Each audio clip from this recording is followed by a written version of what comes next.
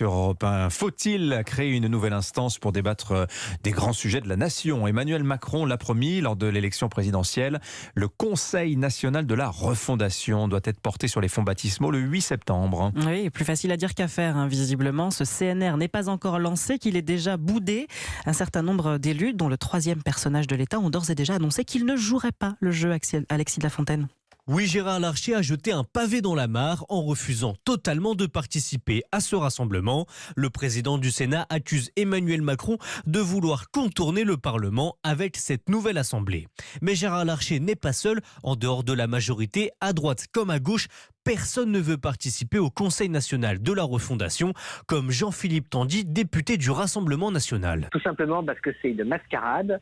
Le président de la République, il est garant des institutions et le lieu pour discuter des sujets que le président souhaite aborder, c'est le Parlement. Donc il n'y a aucune raison en fait de créer une espèce de nouveau machin qui va être en surplus de ce qui existe déjà. Les élus locaux sont également très sceptiques devant le manque de concertation et d'organisation à 10 jours seulement de l'événement. Alors les associations des régions, départements et maires de France feront le strict minimum, tandis que certaines n'ont même pas été conviées. De son côté, l'Élysée ne souhaite pas rentrer dans les polémiques et précise ne pas connaître la liste définitive des invités. Alexis de la Fontaine du service politique d'Europe 1.